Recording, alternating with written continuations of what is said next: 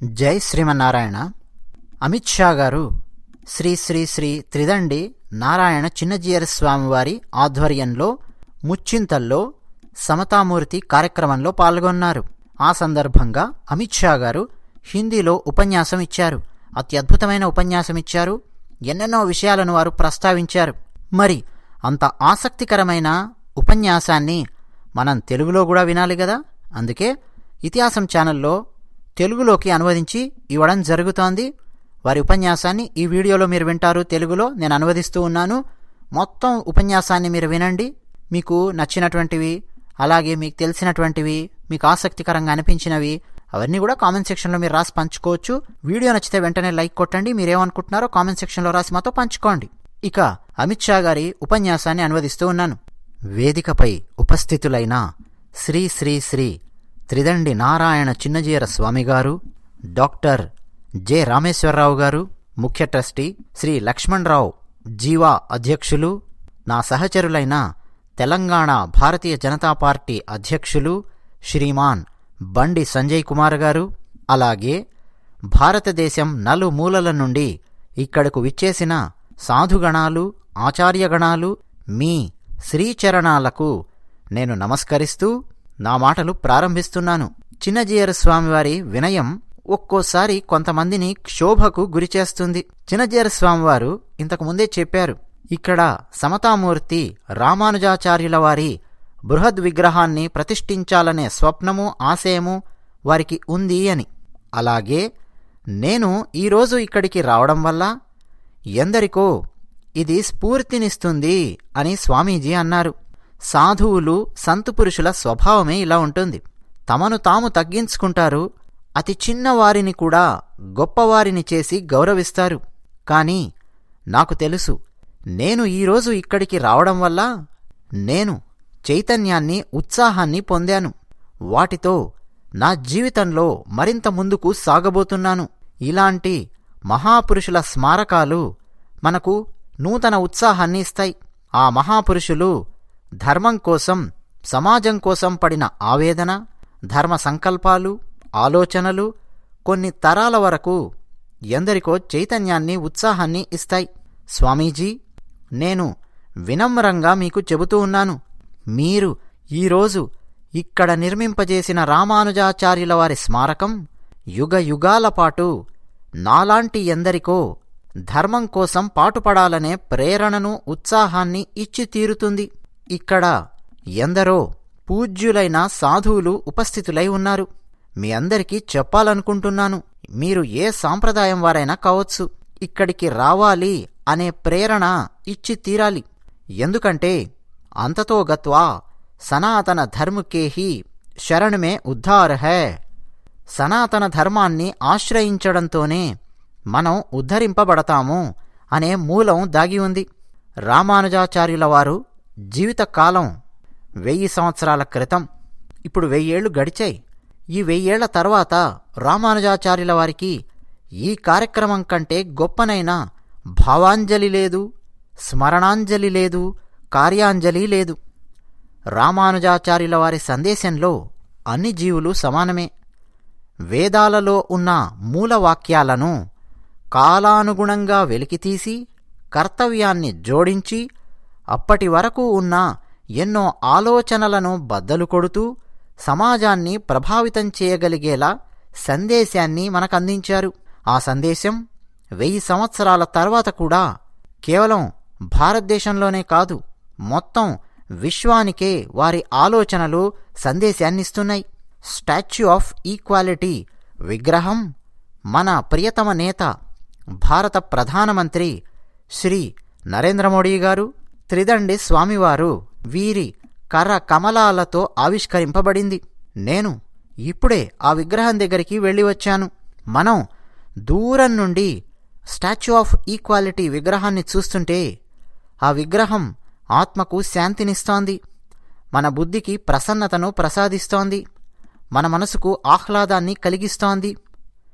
ఎప్పుడైతే మనం విగ్రహం దగ్గరికి వెళతామో అక్కడ రామానుజాచార్యుల వారి విగ్రహంతో పాటు మన దేశంలో ఉన్న అన్ని భాషలల్లో ముముక్షువులు రామానుజాచార్యుల వారి సందేశాన్ని వినగలిగే అవకాశాన్ని, వ్యవస్థను స్వామీజీ ఏర్పాటు చేసి పెట్టారు. అలా మనం ప్రశాంతంగా వింటూ, సమయంలో ఓలలాడుతూ ముందుకు కొనసాగి పైకి వెళితే అప్పుడు మనకు రామానుజాచార్యుల వారి విరాట్ రూపం దర్శనం లభిస్తుంది. అప్పుడు మనకు అర్థమవుతుంది మనం ఎలాంటి బృహత్ విగ్రహానికి ప్రణామాలు అర్పించడానికి వచ్చామో. మొత్తం దేశానికి, ప్రపంచానికి రామానుజాచార్యుల వారు ఇచ్చిన సమతా సందేశం యుగ యుగాలకు చేరుతూ భారతీయ సనాతన ధర్మం యొక్క సందేశం విశ్వమంతటా వ్యాపించడానికి ఈ స్ఫూర్తి కేంద్రం ఉపయోగపడుతుంది. ఇది ఆ విగ్రహాన్ని దర్శించగానే నాకు కలిగిన భావన. భారతీయ ఇతిహాసాల కాలం నుండి మనం వస్తే మహాభారత కాలానికి, ఇంకా వెనక్కు రామాయణ కాలానికి వెళ్ళి అక్కడి నుంచి ఈరోజు వరకు మనం ప్రయాణిస్తూ వస్తే భారతీయ సనాతన ధర్మం ఎన్నో హెచ్చుతగ్గులకు లోనయ్యింది. ఆ తర్వాత కాలాన్ని గనక మనం పరిశీలిస్తే భారతీయ సనాతన ధర్మం కాలములో ఎన్నో ఎదురుదెబ్బలు తింటూ అస్తిత్వాన్ని కాపాడుకుంటూ స్థిరంగా నిలబడింది. సనాతన ధర్మం కాలములో ఒక్కోసారి దేదీప్యమానమై ప్రకాశిస్తే మరోసారి కాలానుగుణంగా జరిగిన మార్పులతో కలిసి ప్రయాణం చేసింది. మనం చూశాం, ఎప్పుడెప్పుడైతే భారతీయ సనాతన ధర్మానికి సమస్య వచ్చి పడిందో అప్పుడు ఎవరో ఒక మహనీయుడు వచ్చి ఈ జ్యోతిని మరింత జాజ్వల్యమానమై ప్రకాశింపజేసి సనాతన ధర్మాన్ని మరింత ముందుకు తీసుకొని వెళ్లేవారు. రామానుజాచార్యుల వారు కూడా అలాంటివారే. ఆది శంకరాచార్యుల వారి తర్వాత ఈ కార్యాన్ని చక్కగా నిర్వర్తించింది రామానుజుల వారు. ఆది శంకరుల వారు దేశంలో ఉన్న మతాంతర సిద్ధాంతాలను ఏకీకృతం చేసి అందరినీ ఒక గొడుగు కిందికి తీసుకురావడానికి ప్రయత్నం చేసే కార్యాన్ని చేశారు. ఇక రామానుజుల వారు మొత్తం దేశాన్ని సనాతన ధర్మంతో అనుసంధానించే కార్యాన్ని చేశారు. రామానుజుల వారు తన కర్మతో ఎందరికో బదులిచ్చారు.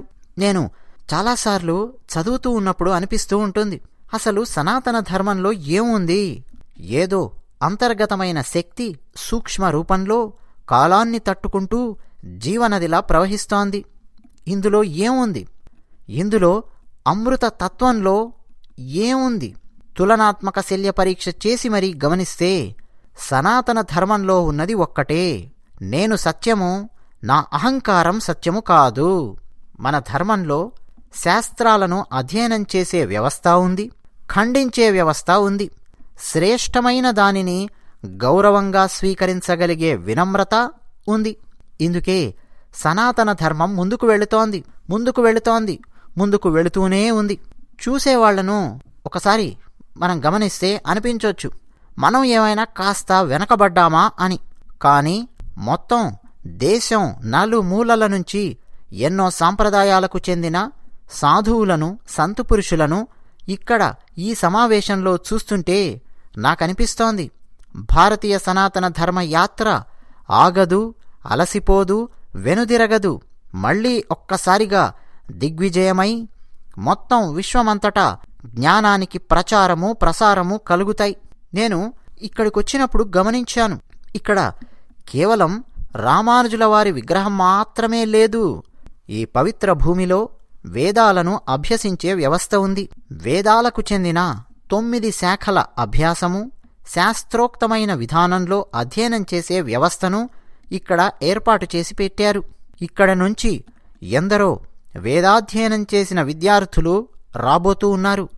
వారు దేశమంతటా వేద సుగంధాన్ని వెదజల్లుతూ భావితరాలలో సనాతన ధర్మం యొక్క జ్యోతిని మరింతగా ప్రజ్వలింపచేయడానికి ఉపయోగపడబోతూ ఉన్నారు. అంతేకాదు, రామానుజాచార్యుల వారి సందేశాన్ని దేశంలోని ప్రతి వ్యక్తికి అర్థమయ్యేలా వివిధ భాషలలో ఇక్కడ వ్యవస్థ ఏర్పాటు చేసి పెట్టారు.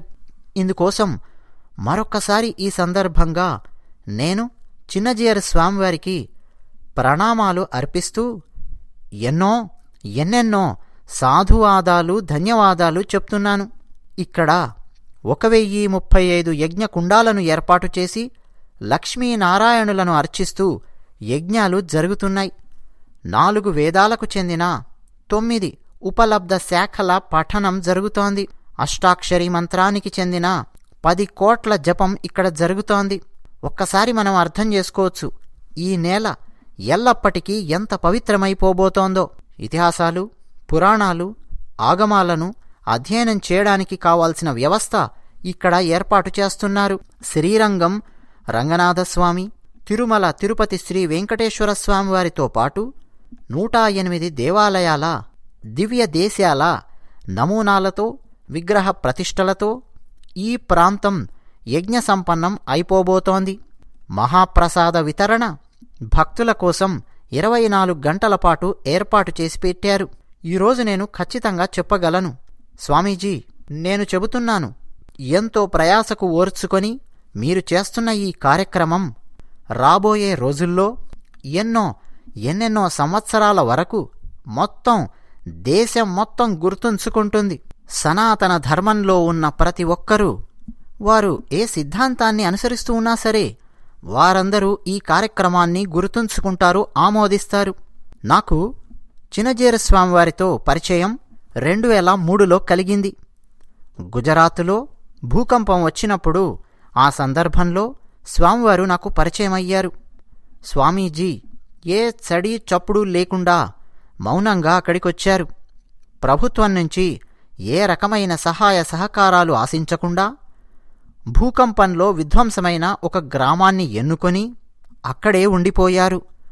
ఆ గ్రామాన్ని పూర్తిగా బాగుచేసి ఒక కొత్త రూపురేఖల్లోకి తీసుకొచ్చిన తర్వాత మాత్రమే స్వామీజీ అక్కడ్నుంచి వెళ్ళిపోయారు. ఆ గ్రామంలోని వ్యవస్థలను పునఃప్రారంభించడానికి జరిగిన కార్యక్రమంలో స్వామివారు నాకు పరిచయమయ్యారు.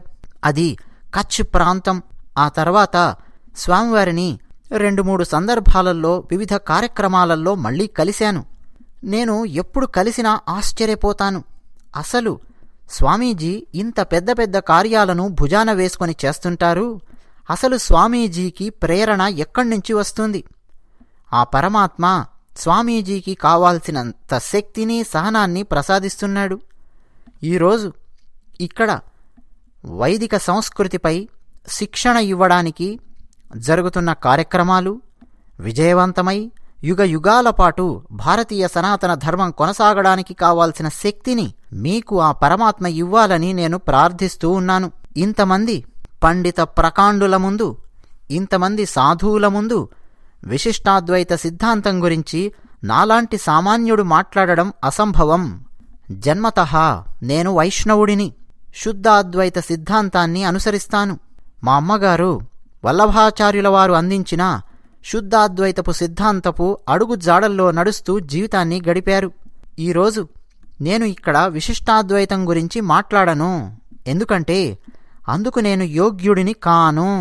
పైగా ఇంతమంది సంతు పురుషుల ముందు సిద్ధాంతం గురించి మాట్లాడే సాహసం నేను చెయ్యను.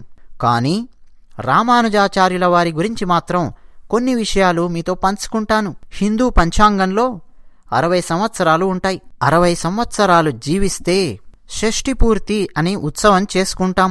అయితే మన శాస్త్రాలలో ఉంది 120 సంవత్సరాల కాలం జీవిస్తే దాన్ని పరిపూర్ణమైన జీవితం అని భావిస్తాం. అంటే పంచాంగంలో ఉన్న 60 సంవత్సరాల కాలం 2 చక్రాలు పూర్తిగా తిరిగేలా గనక మనం జీవిస్తే పరిపూర్ణమైన జీవితం అని చెప్పి పిలుస్తాం. రామానుజుల వారు 120 సంవత్సరాల పాటు పూర్తిగా ఈ భూమిపై జీవించారు. సనాతన ధర్మం లోపలికి చొచ్చుకు వచ్చిన కొన్ని సమస్యలను దూరం చేయడం అనే కర్తవ్యం కోసం ఆ పరమాత్మే రామానుజుల వారి రూపంలో జన్మించి 120 ఏళ్ల పాటు జీవించి ధర్మోద్ధరణ చేశారు. దాని పరిణామమే ఈరోజు సనాతన ధర్మం మళ్లీ ఏకీకృతమై నూతనోత్సాహంతో ముందుకు కొనసాగుతోంది. సమాజంలో సమతను సాధించడానికి అద్వైతము, ద్వైతము, విశిష్టాద్వైతము, ఆ తర్వాతి కాలంలో మరికొందరు ఆచార్యులు ఎన్నో రకాలుగా మీమాంస చేశారు. బ్రహ్మసూత్రాలలో జటిలమై ఉన్న జ్ఞానాన్ని లోకభోగ్యంగా ఈ ఆచార్యులందరూ అందించారు. అందుకే ఈ రోజుల్లో ఎందరెందరో జ్ఞానము లేకపోయినప్పటికీ వేదమార్గంలోనే జీవిస్తున్నారు. ఎందుకో తెలుసా? ఈ ఆచార్యులందరూ ఏ మార్గాన్ని అయితే చూపించారో అదే మార్గంలో ఆచరణాత్మకంగా జీవిస్తూ ఉన్నారు ప్రజలు. ఈ రోజుల్లో ఏ జ్ఞానము లేకపోయినప్పటికీ వేద మార్గంలోనే జీవిస్తూ ఉన్నారు. అందులో అతి కీలకమైన పాత్ర పోషించిన వారు రామానుజాచార్యుల వారు. ఆది శంకరాచార్యుల వారు అద్వైత దర్శనము, మధ్వాచార్యుల వారు ద్వైత దర్శనము అందించారు. అలాగే రామానుజుల వారి విశిష్టాద్వైత దర్శనము ఆధారంగా ఈరోజు వైష్ణవ సాంప్రదాయంలో ఎందరో జీవిస్తూ వేద మార్గంలో పయనిస్తూ ఉన్నారు. రామానుజాచార్యుల వారు మధ్యే మార్గాన్ని సూచిస్తూ విశిష్టాద్వైత మార్గాన్ని చూపించారు. భారతీయ సమాజంలో ఏకత్వాన్ని స్థాపించడానికి ఒక విప్లవకారుడిలా కృషి చేశారు. రామానుజుల వారి విశిష్టాద్వైతపు కృషి వల్ల మొత్తం భారతదేశంలో తూర్పు నుంచి పశ్చిమానికి, ఉత్తరం నుంచి దక్షిణానికి భారతదేశం ఒకే తాటిపైకి వచ్చింది. భారతదేశంలో వచ్చిన ఎన్నో భక్తి ఉద్యమాలకు మూలాన్ని గనక మనం వెతికితే రామానుజాచార్యుల వారి విశిష్టాద్వైత సిద్ధాంతం కనిపిస్తుంది. దీనిపై కొంచెం మీకు చెబుతాను. ఇక్కడ ఎందరో సంతు పురుషులు కూర్చొని ఉన్నారు. రామానుజాచార్యుల వారి జీవితాన్ని సరళమైన వాక్యాలలో పంచాలి అంటే సమత, సామరస్యత ఒకవైపు, జ్ఞానాన్ని పొందడంలో అధికారం కల్పించడం, అందరికీ అధికారాన్ని కల్పించడం అనేది మరోవైపు. 1000 ఏళ్ల క్రితమే జాతి భేదాలను నిరసించే కార్యక్రమం చేయడంలో విప్లవాత్మకమైన పనులు చేశారు రామానుజుల వారు. సహనం అలవర్చుకోమని పాటించి చూపించారు. శ్రీరంగం దేవాలయంలో ఆనాడే దేవాలయ కార్యక్రమాలను 20 విభాగాలుగా విభజించి అన్ని కులాల వారిని ఆ 20 విభాగాలలో భాగస్థులను చేశారు. భాష విషయంలోనూ ఆయన సమానత్వాన్ని చూపారు. మోక్షంపై అన్ని జీవులకు సమానమైన అధికారం ఉంది అని సిద్ధాంతీకరించారు. మోక్ష సాధన వైపు అందరినీ నడిపించేందుకు కృషి చేశారు. నా స్వీయ విశ్లేషణతో నేనర్థం చేసుకున్నది ఏంటంటే, రామానుజుల వారు వినయంగా ఉండేవారు, కానీ వారు విప్లవకారులు కూడా. మానవునిలో అంతర్గతంగా దాగి ఉండే ఎన్నో చెడులపై ఎదిరించి యుద్ధం చేసిన విప్లవకారులు కూడా రామానుజుల వారు. రామానుజుల వారు సన్యాసం స్వీకరించిన తరువాత సాలిగ్రామం అనే ప్రదేశంలో ఉండేవారు. ఎన్నెన్నో గ్రంథాలను వారు రచించారు. బ్రహ్మసూత్రాలకు భాష్యం రాస్తూ 2 మూల గ్రంథాలను వారు రచించారు. ఒకటి శ్రీభాష్యం, 2 వేదాంత సంగ్రహం. వారు రచించిన 9 గ్రంథాలు భారతదేశంలోని ఎన్నో గ్రంథాలయాలలో ఉన్నాయి. ఈ సందర్భంలో నా స్వవిషయం ఒకటి నేను చెప్తాను. నేను అహ్మదాబాదుకు 50 కిలోమీటర్ల దూరంలో మానస అనే ఒక చిన్న గ్రామంలో పుట్టాను. అక్కడ 250 ఏళ్ల క్రితం నాటి పురాతనమైన గ్రంథాలయం ఉంది. ఆ గ్రంథాలయంలో రామానుజాచార్యుల వారు రచించిన 9 గ్రంథాలు ఎప్పటి నుండో ఉన్నాయి. ఎక్కడ దక్షిణ భారతదేశం, ఎక్కడ గుజరాతులోని ఒక చిన్న ప్రాంతం పురాతన గ్రంథాలయం. అక్కడ రామానుజుల వారి గ్రంథాలున్నాయంటే ఆలోచించండి, రామానుజుల వారి సందేశం ఎక్కడి దాకా వెళ్ళిందో. ఆ గ్రంథాల పేర్లు శ్రీభాష్యం, భగవద్గీతా భాష్యం, వేదార్థ సంగ్రహం, వేదాంత దీపము, వేదాంత సారము, శరణాగతి గద్యము, శ్రీరంగ గద్యము, శ్రీ వైకుంఠ గద్యము, నిత్య గ్రంథము. ఈ గ్రంథాలు ఆ గ్రంథాలయంలో మాత్రమే కాదు, ఎన్నెన్నో గ్రంథాలయాలలో ఉన్నాయి. ఎందరో ముముక్షువులకు ఉన్న జ్ఞాన పిపాసను తీర్చి శాంతిని ప్రసాదించే గ్రంథాలు ఇవన్నీ కూడా. నేను ఇంతకుముందు చెప్పినట్టు రామానుజాచార్యుల వారు సమత, సామరస్యత అనే భావాలను తన కర్తవ్యంతో కలిపి మరీ సమాజానికి అందించారు. అన్ని వర్గాల వారిని తన శిష్యులుగా చేసుకున్నారు. అలాగే అన్ని వర్గాల వారిని ఆయన గురువులుగా భావించి సేవించారు. అలా ముందుకు వస్తే రామానుజాచార్యుల వారి శిష్యులలో రామానందుల వారు ఉన్నారు. రామానందుల వారి నుంచి ఇంకాస్త ముందుకొస్తే కబీర్ దాస్, రవిదాసు, సూరదాసు ఉన్నారు. ఇలా రామానుజుల వారి జ్ఞాన పరంపర ఎంత దూరం గ్రామ గ్రామాలకు వ్యాపించిందో మనం చెప్పలేం. ఒకవేళ రామానుజుల వారు సమత, సామరస్యత అనే మార్గాలను గనక తెరిచి ఉండకపోతే కబీర్దాసుకు వేదాల యొక్క జ్ఞానం ఎప్పుడు అందేదే కాదు, రవిదాసుకు వేదాల యొక్క జ్ఞానం లభించేదే కాదు, సూరదాసుకు లభించేదే కాదు. అలాగే రామానుజుల వారి గురువు గోష్ఠీపూర్ణుల వారి కథ మనకు ప్రేరణనిస్తుంది. ఒకసారి రామానుజుల వారు మంత్రాన్ని స్వీకరించడానికి గోష్ఠీపూర్ణుల దగ్గరికి వెళ్ళారు. కాని ఆయన చెప్పలేదు. అలా మంత్రాన్ని స్వీకరించడానికి రామానుజుల వారు 18 సార్లు గోష్ఠీపూర్ణుల వారి దగ్గరికి వెళ్ళారు. 18 సార్లు ఆయనకు మంత్రం లభించలేదు. 19వసారి వెళితే అప్పుడు గురువుగారు కరుణించి రామానుజులతో అన్నారు, ఈ మంత్రాన్ని నువ్వు అయోగ్యుల ముందు ఎప్పుడూ ఉచ్చరించకూడదు అని మాట తీసుకొని మంత్ర రహస్యాలను, మంత్రాన్ని గోష్ఠీపూర్ణుల వారు రామానుజుల వారికి చెప్పారు. రామానుజుల వారు చక్కగా మంత్రాన్ని, మంత్ర రహస్యాలను, అర్థాలను తెలుసుకున్నారు. ఆ తర్వాత అదే ఊళ్ళో ఉన్న దేవాలయపు గోపురంపైకెక్కి ఆ మంత్రాన్ని, రహస్యాలను గట్టిగా ఉచ్చరిస్తూ ఆ జ్ఞానాన్ని సమాజానికి పంచిపెట్టారు. ఆ తర్వాత రామానుజుల వారు గోపురం దిగగానే ఆవేశంతో ఉన్న గురువుగారు కనిపించారు.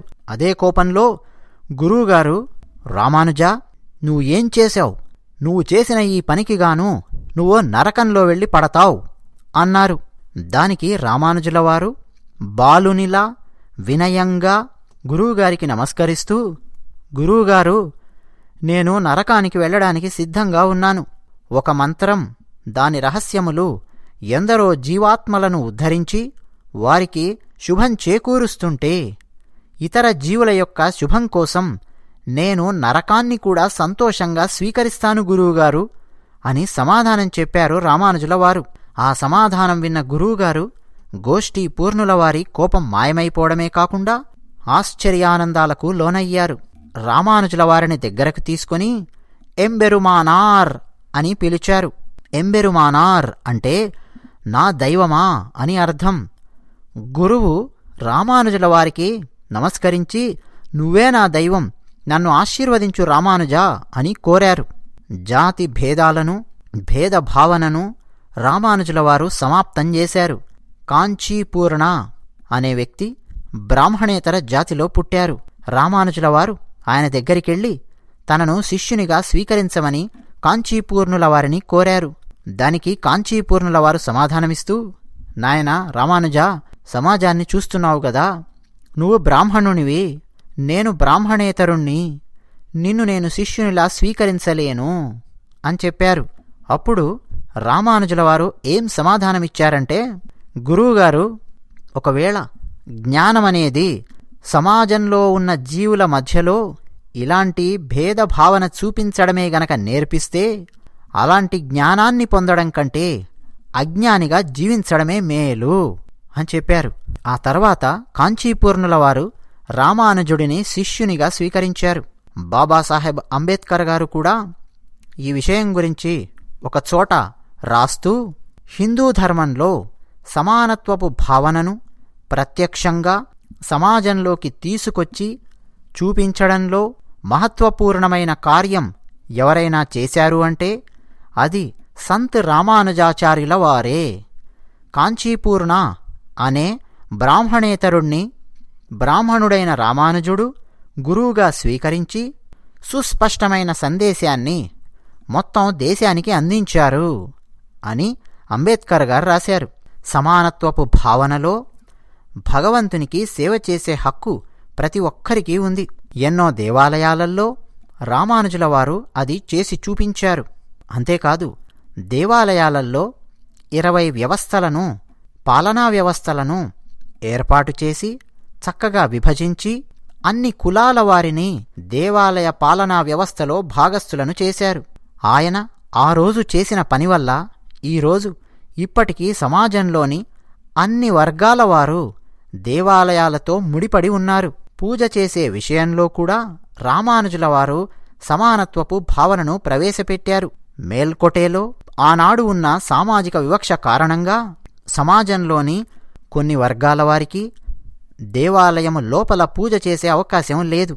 ఇది రామానుజాచార్యుల వారి మనస్సును ఎంతో బాధించింది. రామానుజుల వారు దాన్ని సరిచేసి అందరినీ దేవాలయం లోపలికి తీసుకెళ్లి పూజ చేసే హక్కును ఇప్పించారు. అంతేకాదు, పూజ చేసుకునే విధానాన్ని కూడా సరళతరం చేసి అందరినీ భాగస్థులను చేశారు. మిత్రులారా, అంతేకాదు, భగవంతుడు దేవాలయంలో మాత్రమే కాదు, ప్రతి ఇంట్లోనూ విగ్రహ రూపంలో ఉండి పూజలు అందుకునేలా రామానుజాచార్యుల వారు కృషి చేశారు. అంతేకాదు, మన హిందుస్థాన్పై విదేశీయులు దండయాత్ర చేసినప్పుడు దేవాలయాలను విధ్వంసం చేసినప్పటికీ రామానుజుల వారు ప్రతి ఇంట్లో విగ్రహ రూపంలో పూజలు చేసే విధానాన్ని తీసుకొచ్చారో ఆ విధానమే ఈరోజు మన సనాతన ధర్మాన్ని ఇంకా బతికించింది. మిత్రులారా, ఈరోజు మా ఇంట్లో కూడా మహానైవేద్యం పెట్టే సేవ మేం చేశాం. మా ఇంట్లో మేం పూజ చేస్తాం, నైవేద్యం పెడతాం, ఇవన్నీ ఉంటాయి. కారణం రామానుజాచార్యుల వారు చూపించిన మార్గం, వారు తీసుకున్న నిర్ణయాలు, వారు ప్రవేశపెట్టిన పద్ధతులు అసామాన్యమైనవి. వాటి ఫలితాలను మనం ఈరోజు కూడా చూస్తున్నాం. మహిళా సాధికారత కోసం రామానుజాచార్యుల వారు కృషి చేశారు. తిరువళ్ళిలో ఒక మహాభక్తురాలైన దళిత మహిళ ఉండేవారు. ఆమెతో వారు శాస్త్రాల గురించి చర్చించిన తర్వాత, అమ్మా, మీరు నాకంటే ఎన్నో గుణాలలో గొప్పవారు అని పలికి ఆ దళిత మహిళకు దీక్షను ఇచ్చారు. అంతేకాదు, ఆ మహిళ యొక్క విగ్రహాన్ని తయారు చేయించి దేవాలయంలోని ఒక భాగంలో ప్రతిష్ఠింపజేసి భారతీయ సనాతన ధర్మానికి సమగ్రత ఉంది అని చాటి చెప్పారు. భాష యొక్క సమానత్వం కోసం రామానుజాచార్యుల వారు కృషి చేశారు. సంస్కృతంలో ఉన్న వేదాలు, వేదాంతము, భగవద్గీత, బ్రహ్మసూత్రాలు, సాహిత్యము వీటన్నింటినీ గౌరవిస్తూ సత్కరిస్తూ అక్కడితో మాత్రమే ఆగకుండా ఆళ్వార్లు తమిళ ఛందస్సులో రచించిన పాశురాలకు కూడా విలువ ఇస్తూ అక్కడ భాషా సమానత్వాన్ని పాటించారు. ఆళ్వారుల పాశురాలలో దాగి ఉన్న వేద విజ్ఞానాన్ని అనువదించే బాధ్యతను కూడా రామానుజుల వారు చేయించి చూపించారు. రామానుజుల వారు ఈ రెండు భాషలను తన రెండు కళ్లలా చూసేవారు. అందుకే ఈనాటికి ఈ ప్రదేశంలో వేద విజ్ఞానం కాపాడబడింది. మోక్షంపై అధికారం కేవలం సన్యాసులకు మాత్రమే ఉంటుంది అనే భావన అప్పట్లో ప్రజలల్లో ఉండేది. కానీ రామానుజాచార్యుల వారు ఏమన్నారంటే, వదిలివేయడం అంటే త్యజించడమే సన్యాసమైతే, ఏ జీవుడైతే తన బాధ్యతను పరమాత్మకు వదిలేస్తాడో, పరమాత్మకు సంపూర్ణమైన శరణాగతి చేస్తాడో ఆ జీవునికి మోక్షం లభిస్తుంది. ఇలా ప్రతి పురుషునికి, ప్రతి స్త్రీకి మోక్షంపై అధికారం ఉంది అని రామానుజుల వారు చాటి చెప్పారు. మనం ఎవరం రామానుజుల వారిని చూడలేదు. ఆయన చెప్పింది సరాసరి విన్నవారెవరూ ఇప్పుడు లేరు, ఉండరు. ఆయన కాలం వేరు, మన కాలం వేరు.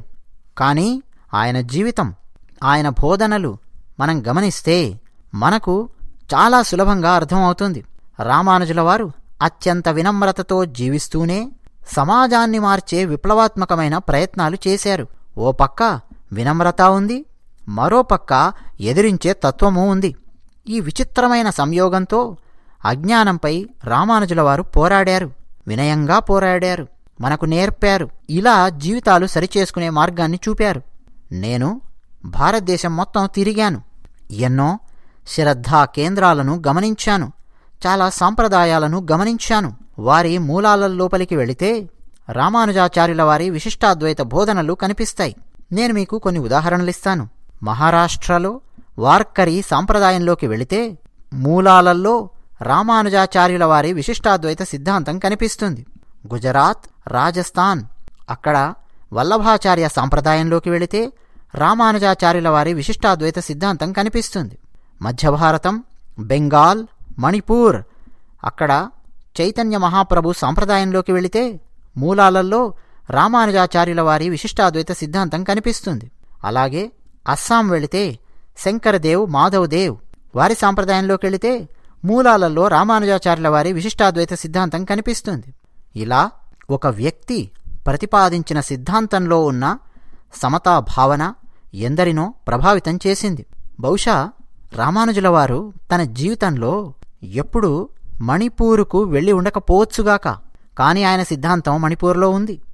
ఆయన అస్సాం వెళ్ళి ఉండకపోవచ్చుగాక, ఆయన సిద్ధాంతం అక్కడా ఉంది. గుజరాతులో చిన్న గ్రామానికి వెళ్ళండి, వల్లభాచార్య సంప్రదాయం మీకు కనిపిస్తుంది. అస్సాం యొక్క చిట్ట చివరి గ్రామానికి నేను వెళ్ళాను. అంటే మనకు బంగ్లాదేశ్కు మధ్యలో ఆ బార్డర్లో ఉన్నటువంటి గ్రామం. అక్కడ కూడా మనకు శంకరదేవ్ శిష్యులు కనిపిస్తారు. బంగ్లాదేశ్, పశ్చిమ బెంగాల్ బార్డర్లో చైతన్య మహాప్రభు అందించిన కీర్తనలు పాడే భక్తి సాంప్రదాయానికి చెందినవారు కనిపిస్తారు. స్వామి రామానంద గురించి తెలియంది ఎవరికి? ఆయన ప్రముఖ శిష్యులలో కబీర్దాసు ఉన్నారు, సూరదాసున్నారు, రవిదాసున్నారు, పీపాదాసున్నారు, ఇంకా చాలామంది మహాపురుషులున్నారు. వారందరి భావాలు రామానుజాచార్యుల వారి సిద్ధాంతం నుంచి ఉత్పన్నమైనవే. ఈ పరంపరను కబీర్దాసు ఒక దోహాలో కీర్తిస్తూ ఏం రాశారంటే, శ్రీనారాయణ మూల్ హమారే రామానుజుకే శాఖ్ రంగ్ కార్మే రంత్ జ్యోతి గురు రామానందనే భాగ్ అని రాశారు. ఒక వ్యక్తి దక్షిణ భారతదేశంలో తమిళనాడులో జన్మించిన వ్యక్తి కబీర్దాసుకు ప్రేరణ ఇచ్చారు. కబీర్దాసు ఆ ప్రేరణతో సమాజంలో ఉన్న అట్టడుగు వర్గాలను ప్రభావితం చేసి వారిని ఉద్ధరించడానికి ప్రయత్నం చేశారు. రామానుజుల వారు మేనేజ్మెంట్ విషయంలో కూడా చాలా చేసి చూపించారు. కానీ సమయాభావం వల్ల నేను చెప్పడం లేదు. విశిష్టాద్వైత దర్శనము, భక్తి సాంప్రదాయము ఈ రెండు ఈ పృథ్వీ ఉన్నంతవరకు ఉంటాయి. కాలాన్ని తట్టుకొని నిలబడి మరీ ఉంటాయి. స్వామీజీ, మీరు ఇలాగే రామానుజాచార్యుల వారి సందేశాన్ని, స్ఫూర్తిని ముందుకు తీసుకొని వెళ్ళండి. ఇక్కడికి వచ్చిన మాతలు, సోదరులు, సోదరీమణులు అందరికీ చెబుతున్నాను, ఇది విధి యొక్క ఆశీర్వాదమో, విధాత యొక్క ఆశీర్వాదమో. ఏ కాలంలో అయితే స్టాచ్యూ ఆఫ్ ఈక్వాలిటీ ఉద్ఘాటన జరిగిందో అదే కాలంలో దివ్యమైన భవ్యమైన రామ్ మందిర్ నిర్మాణం జరుగుతోంది. ఇదే కాలంలో 650 సంవత్సరాల తర్వాత బాబా విశ్వనాథ్ కారిడార్ కాశీలో అభివృద్ధి జరుగుతోంది. ఇదే కాలంలో కేదారనాథ్ ప్రాంతంలో అభివృద్ధి జరిగింది. బద్రీనాథ్ అభివృద్ధి కార్యాచరణ మొదలయ్యింది. భారతీయ సనాతన ధర్మం యొక్క కీర్తిని తల ఎత్తి నలు దిశలా మనం చాటుదాం, ముందుకు తీసుకెళ్లదాం. మిత్రులారా, ఈరోజు స్వామీజీ నన్ను ఇక్కడికి ఆహ్వానించి ఈ కార్యక్రమంలో పాల్గొనే అవకాశాన్ని నాకిచ్చారు. స్వామీజీ, నా జీవితాంతం నేను మీకు రుణపడి ఉంటాను. ఇంత బృహత్ కార్యక్రమంలో పాల్గొనే అవకాశాన్ని నాకు మీరిచ్చారు. రామానుజాచార్యుల వారి గురించి కాస్త మాట్లాడే అవకాశాన్ని నాకిచ్చారు. ఈ స్టాచ్యూ ఆఫ్ ఈక్వాలిటీ విశిష్టాద్వైతాన్ని విశ్వానికి అందిస్తూనే ఉంటుంది. భక్తి సందేశాన్ని విశ్వానికి అందిస్తూనే ఉంటుంది. భారతీయ సనాతన ధర్మాన్ని విశ్వానికి అందిస్తూనే ఉంటుంది. నా వాణికి ఇంతటితో విరామం ఇస్తూ ఉన్నాను. వందే మాతరం. ఇదండి అమిత్ షా గారు హిందీలో చేసిన ప్రసంగాన్ని పూర్తిగా తెలుగులోకి అనువదించి నేను మీకు అందివ్వడానికి ప్రయత్నం చేశాను. 99.9% అమిత్ షా గారు ఏం మాట్లాడారో ఆ వాక్యాలను యథాతథంగా అనువదించడానికి ప్రయత్నం చేశాను. కొంచెం హిందీలో నుంచి తెలుగులోకి అనువదించేటప్పుడు ఒక 0.1% ఎక్కడో కాస్త 1-2 పదాలలో అటు ఇటు ఏమైనా అవుతుందేమో, కానీ 99.9% సంపూర్ణంగా ఆయన ఏం చెప్పారో ప్రతి వాక్యాన్ని తీసుకొని వాక్యాన్ని మక్కి అనువాదం అంటారే, అలా నేను ఆయన ఉపన్యాసాన్ని విని అనువదించి ఇతిహాసం ఛానల్ ద్వారా మీకు అందివ్వడానికి శాయశక్తులా కృషి చేశాను. ఇతిహాసం ఛానల్ నచ్చితే సబ్స్క్రైబ్ అవ్వండి. వీడియో నచ్చితే లైక్ కొట్టండి. మీరేమనుకుంటున్నారో మీ అభిప్రాయాలను కామెంట్ సెక్షన్లో రాసి మాతో పంచుకోండి. జై శ్రీమన్నారాయణ.